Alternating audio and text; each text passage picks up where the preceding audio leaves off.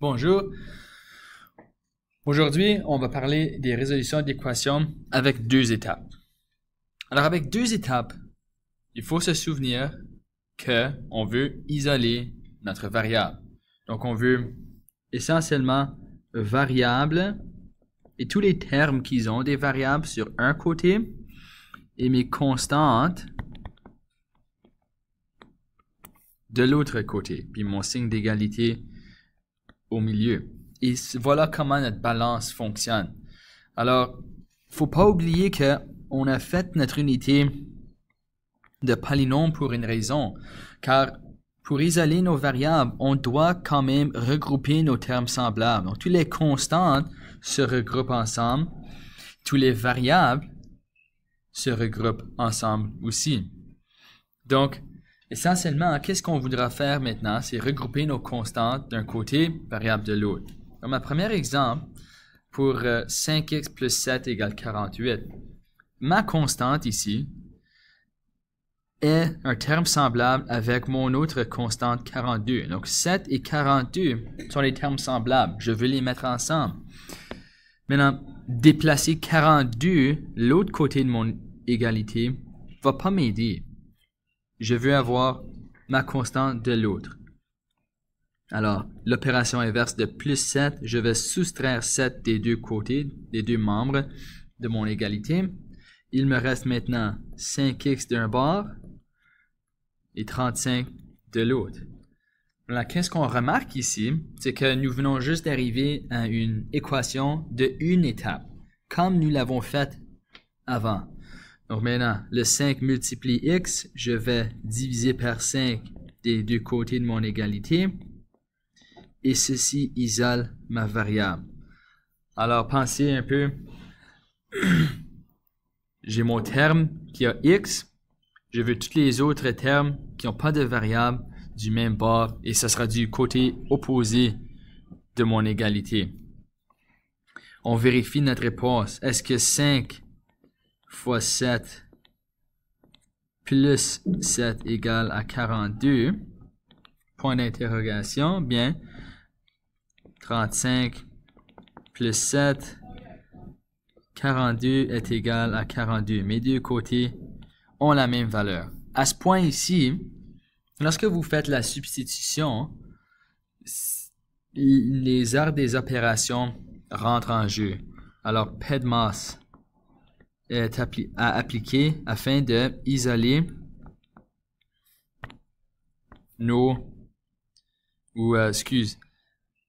afin de résoudre nos équations et vérifier notre solution.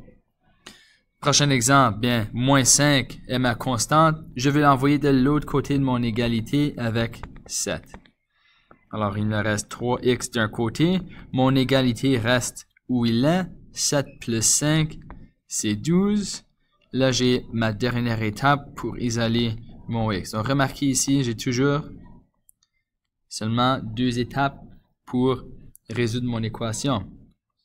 Alors, est-ce que 3 fois 4 moins 5 égale à 7? 12 moins 5. Oui, 7 est égal à 7. Et ça continue, le même format. Je remarque ma constante. Je le soustrais des deux côtés, des deux membres. Alors, 4 moins 4, c'est 0.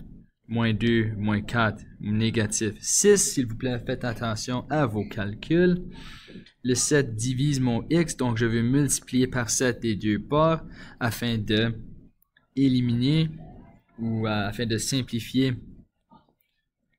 le coefficient de ma variable. Donc, x ici est égal à négatif 42. Votre vérification, est-ce que négatif 42 divisé par 7 plus 4 égale à moins 2. Et moins 6 plus 4. Moins 2 égale à moins 2. Si c'est amusant. Continuons. Ma constante est 13. Je veux l'envoyer de l'autre côté de mon égalité. Donc, remarquez ici, mon x ou ma variable est sur l'autre bord de mon équation. Mais ça ne change pas. Donc, au lieu de travailler de gauche à droite, on travaille de droite à gauche. Donc, moins 12 est égal à moins 2x. Maintenant, moins 2 multiplie x. Donc, assurez-vous de diviser par négatif 2, car je veux avoir un coefficient de 1 et non négatif 1. Donc, je divise par moins 2 les deux bords, qui me donne 6 comme réponse. Ma vérification, est-ce que 1 est égal à moins 2 fois 6 plus 13? On peut voir que si vous aurez gardé un x négatif dans ton équation, en vérifiant, on n'aurait pas eu une égalité.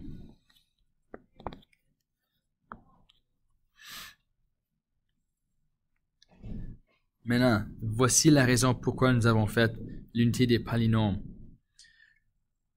Moins x plus 3x. Ils sont des termes semblables. Et les termes semblables, on peut les regrouper ensemble. Moins 1 plus 2 plus 3, 2x égale à 5. Maintenant, 2 fois x, je veux diviser par 2. Et mon x est égal à une fraction. Pas de problème. X peut être égal à n'importe quel nombre rationnel ici. Lorsque je vérifie, substitue ton x dans ton équation. Si tu utilises une valeur décimale, fort probable on aura la bonne réponse. Lorsqu'on a par contre des nombres ou des nombres décimales qui sont périodiques, là ça peut peut-être rendre le travail un peu plus difficile. Si c'est 2 plus 15 et demi. Alors, faites certain de garder votre membre droit comme il est. Additionnez des fractions. N'oubliez pas, j'ai besoin d'un dénominateur commun. Et comme on l'a déjà, moins 5 plus 15. J'ai 10 demi égale à 5. Si je simplifie ma fraction, j'ai 5 qui est égal à 5 et donc j'ai vérifié mon équation. Notre prochain exemple, bien, on l'a déjà vu maintenant à ce point-ci.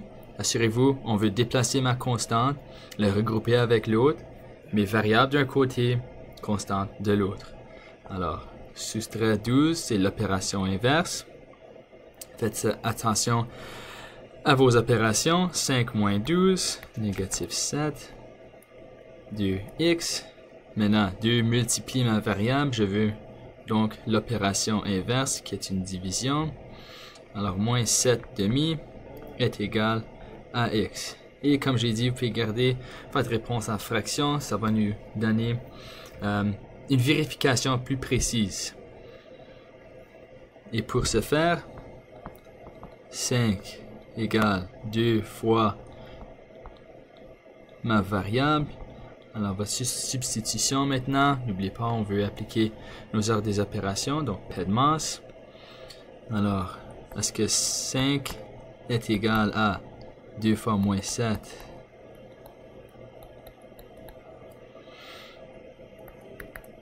Je continue avec ma simplification. Maintenant, moins 7 plus 12, est-ce que c'est égal à 5? Oui, et voilà, nous avons vérifié notre équation. Donc, n'oubliez pas, pour tout ceci, c'est pas pour rien que nous avons vu l'unité des polynômes. On veut regrouper nos termes semblables, constantes ensemble et les variables ensemble. Merci beaucoup.